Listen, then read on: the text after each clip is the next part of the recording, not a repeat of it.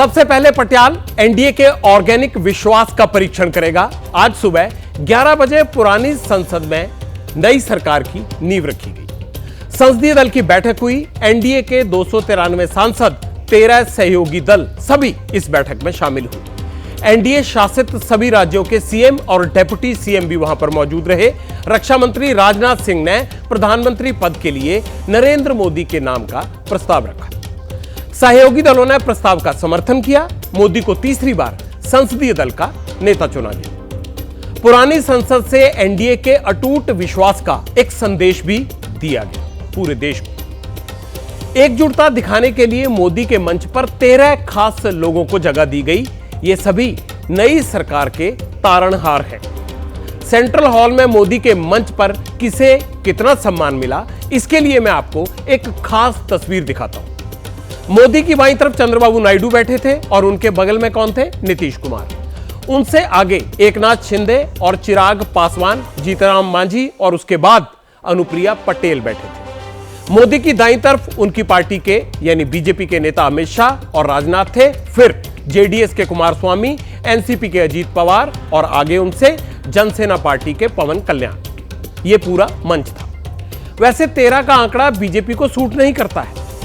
ऐसा मैं इसलिए कह रहा हूं क्योंकि एक दौर था जब 13 दिन और फिर 13 महीने के बाद एनडीए की सरकार गिर गई थी, क्योंकि गठबंधन के सहयोगियों ने दोनों ही बार अपना समर्थन का हाथ पीछे खींच लिया था। अटल बिहारी वाजपेयी तब प्रधानमंत्री थे। एनडीए की 30 साल की दोस्ती में क्या वाकई फेविकोल का जोड़ पक्का है?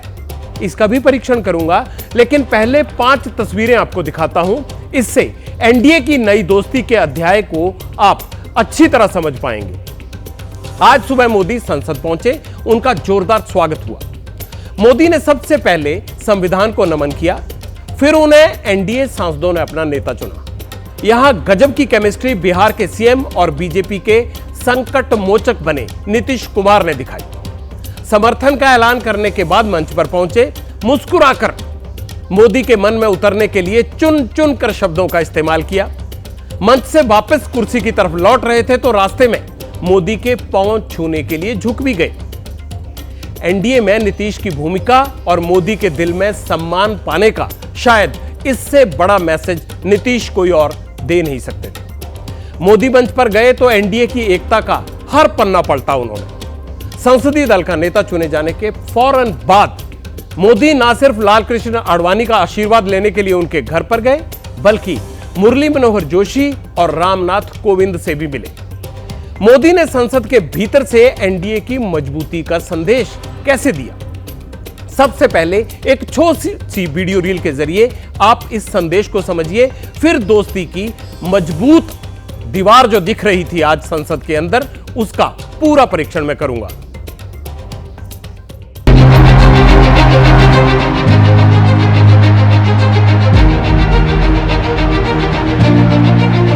स्वागत है भाई, स्वागत है, स्वागत है भाई, स्वागत है,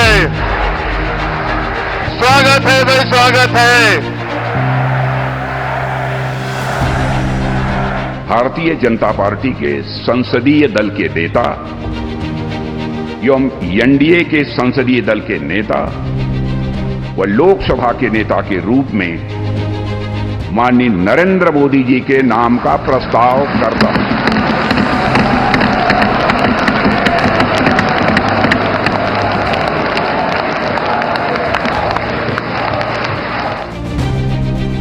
हम लोग पूरे तौर पर सब दिन इनके साथ रहेंगे और पूरे तौर पर जो कुछ भी है आज जिस तरह से भी ये करेंगे बहुत अच्छा है। बिहार का भी तो सब काम हो ही जाएगा, जो कुछ भी बचा हुआ है उसको ही कर देंगे। सबसे पुराना इलाका है। Shri Narendra Modi ji has taken significant initiatives in the last 10 years. He has transformed the nation into a global powerhouse. Baba Saheb Thackeray ji के नेतृत्व में हमारे अब जो गठबंधन हुआ है, ये गठबंधन एक फेविकोल का जोड़ है, ये बिल्कुल टूटेगा नहीं। मेरी पार्टी राष्ट्रवादी कांग्रेस पार्टी की तरफ से एनडीए संसदीय दल के नेता पद पर श्री नरेंद्र मोदी जी के नाम का समर्थन करता हूं। भारत देश की 5वीं सबसे बड़ी अर्थव्यवस्था बना तो ये देन आपकी है। भारत की जनता को सर आप पर पूरा विश्वास है। आप ही में सर वो इच्छा शक्ति है जो गांव और शहर की दूरी को मिटा सकता है। एनडीए संसदीय दल के नेता पद पर श्री नरेंद्र मोदी जी को नाम का समर्थन करता हूं। हम हर हालत में नरेंद्र मोदी जी के साथ और एनडीए के साथ रहेंगे। आपका ये पूरा एनडीए परिवार मजबूती के साथ आपके पीछे और आपके साथ खड़ा है। आप हमारा नेतृत्व करें। Modi ji, you truly inspired the nation. As long as you are the Prime Minister of this country, our country will never bow down to anyone, sir.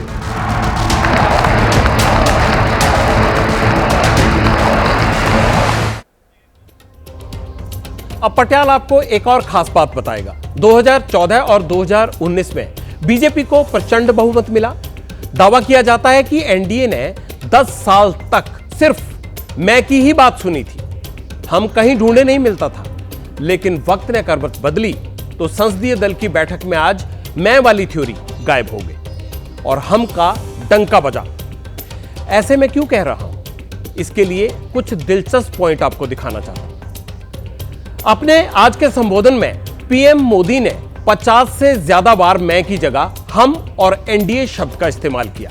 विपक्षी दल कहते हैं कि 10 साल की एनडीए सरकार में पीएम चुनिंदा शब्दों का ही इस्तेमाल करते थे, जैसे कि मोदी गारंटी देता है, यह मोदी की गारंटी है, यह मोदी का वादा है, वगैरह वगैरह। वक्त बदलता है तो ताकत का धुरा भी बदलता है, अल्फाज भी बदलते हैं और आदत भी बदलती है।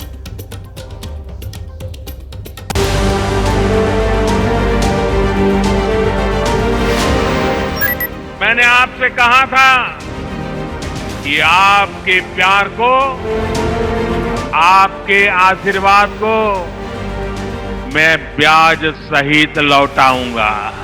कि आपने जिस प्रकार से हमें बहुमत देकर के सरकार चलाने का सौभाग्य दिया है, ये हम सबका दायित्व है कि हम सर्वमत का निरंतर प्रयास करेंगे और देश को आगे ले जाने के लिए हम कोई कोर कसर नहीं छोड़ेंगे। भाइयों बहनों, मैंने ठान के रखी है, अगर आप मुझे आशीर्वाद देंगे, मौका देंगे, मैं पाई पाई वापस लाऊंगा।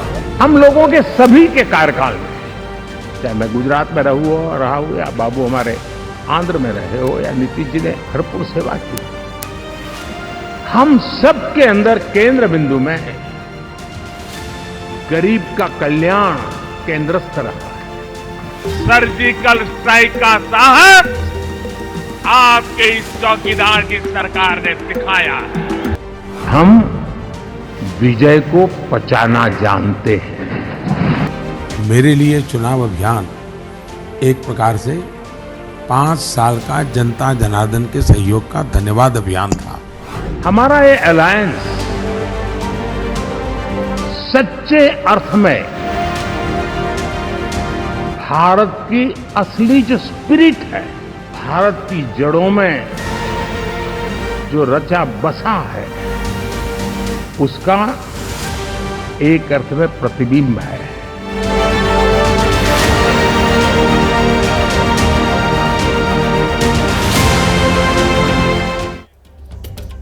दोस्ती के गठबंधन में अहंकार की कोई जगह नहीं होती और राजनीति में तो बिल्कुल भी नहीं।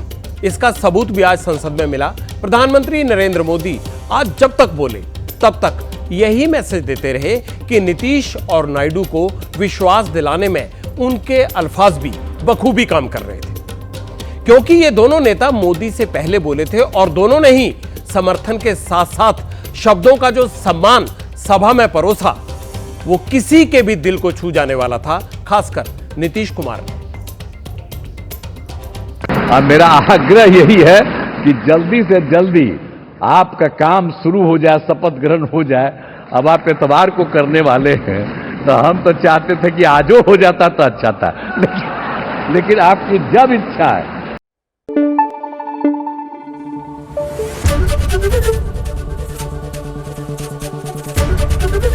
एबीपी न्यूज आपको रखे आगे।